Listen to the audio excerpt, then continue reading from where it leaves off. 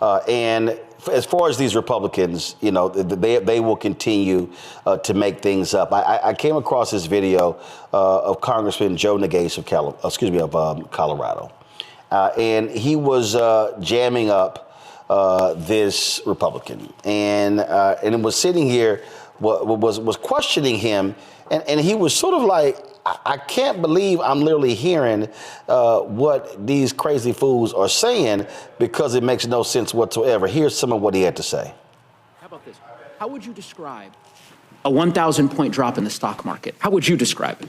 I would say the stock market rises and falls. It's more sensitive to changes. Rises and falls. Okay, it's so more sensitive to. Can I just complete my thought? You answered it. You said rises and falls. It's changes in policies, sure, and a tremendous shift. I think you agree, yep, with the policies of the last administration. Okay. And where this president wants to take our country. Is it a big deal or not? I mean, a filibuster. Which one? A 1,000-point drop in the stock market. How would you describe that? I think it's going to be a much bigger deal when the stock market over the long run improves along with this economy, and along with the worker wages. That's not what you were saying last year. That's not what you were. Tell me what I said last year. So last year, here's a statement, a press release from the House Budget Committee. Chairman Arrington on the drop in financial markets and the fiscal decline of the Biden-Harris administration's economy.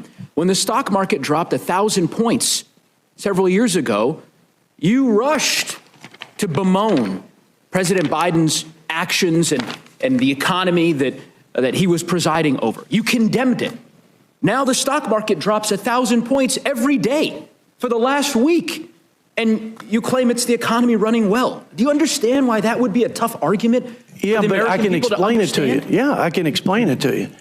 Because you had consistently bad fiscal and economic policies that resulted in persistently bad economic environment for the American people, mainly 40-year high inflation. So this is year after year, quarter after quarter. Got it. And we're talking about the first 2 or 3 months of Trump's administration, where we're transitioning from that failed agenda. I get it. To one that's going to put us in a place of a stronger position. So you want to give him some time. I get it. So 1,000-point drop in the stock market, bond markets collapsing, recession on the horizon. At what point, let's say there's a depression. Yeah. At that point, would I be able to get your commitment that you'd say, I don't agree with the president's policies? How far are you willing to go? It's an honest question, because we are likely to have a recession here, again, if we're not experiencing one already. What he just did, Joy, was expose them for being hypocrites. He's like, oh, you said this here, but now, ain't that really big a deal. It's okay. You got idiots like Gene Pirro on Fox News saying, I don't care about 401k. Okay. Excuse me, you're making so much money, it's good like that. You got that other fool, what's her name, Harris Faulkner. Oh, this is sort of like when we were in war. Like when we were in war, we have to band together and work together. Ain't no damn war. These folks will, I mean, the level of ass kissing is unbelievable. Let me tell you, the only war happening right now is the trade war that Donald Trump has created and now is trying to solve, right? Always creating crises, creating fires that then he attempts to put out, but instead fans the flames. Earlier you called one of his sycophants an aide, and I thought aide is the wrong word. He doesn't have any aides. They don't provide him aid. They provide him, they're sycophants. They provide him a yes man status. Anything he says, and they know they better say it, because if they don't say yes, he cuts them off at the pass. He has been very quick. There is no tolerance for people who are whispering in his ear and saying, hey, you're doing it wrong. This isn't quite right. Even J.D. Vance had to talk about it behind his back on that Signal channel, signaling that the president didn't understand fully what he was doing. These folks are not at all in control. Who is in control is a man in Donald Trump who has failed many businesses. because he believes and subscribes to a chaos theory that many business owners do believe in.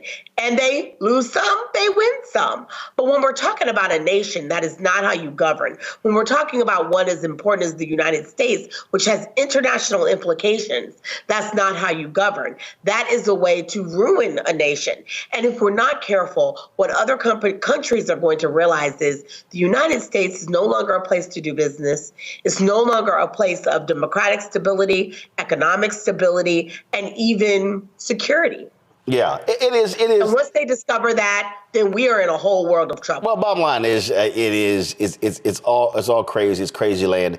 And what we have to understand, Michael, here is there's a Republican Party that is completely, absolutely, positively, 100% bent over, and they will not say a negative word against Donald Trump. They are scared to death of him. They're scared to death of MAGA, and this is only going to happen if Democrats continue to apply maximum pressure. These people are not going to say or do anything. It doesn't matter. They're not going to do it. Well, the Republican Party as a whole has capitulated, caved in to Donald Trump. That is true. You do see some individuals who speak out. Just in the past couple of days, you've seen some who would speak out because they're getting so much pressure. Elected officials, they're getting so much pressure from their base. OK, but as a whole, the party's not going to stand up to Trump. They're cowards as a whole. And not only are they afraid of MAGA, they're also afraid of the 1,500 domestic terrorists that Donald Trump gave a pardon to. And many of them were in prison in the U.S. Capitol. OK, they're afraid of them as well.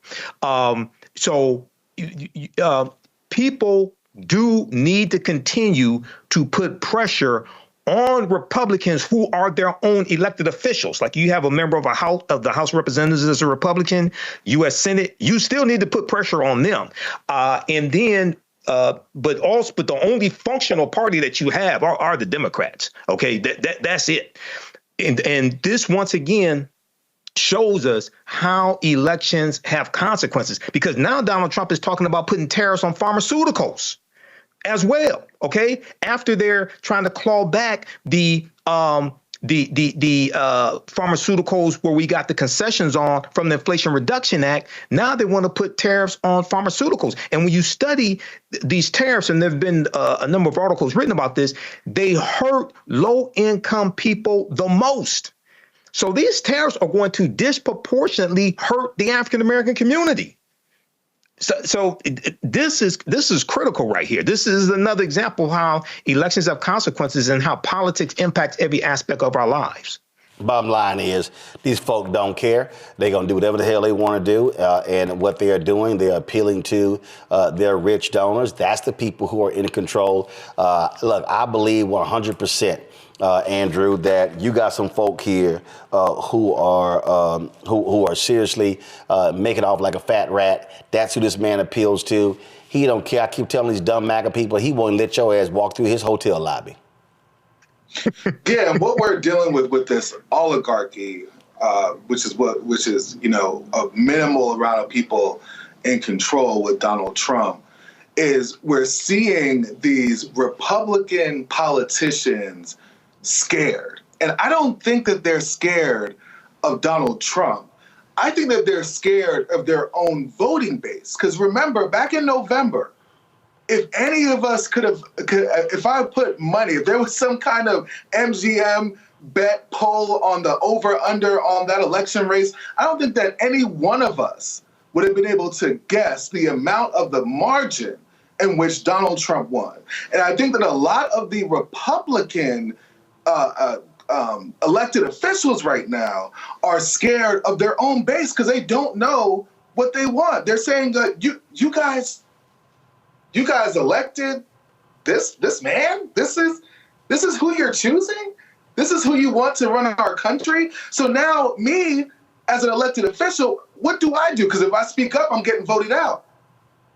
because my voting base has told me that they like this kind of nonsense, that they like this chaos, right?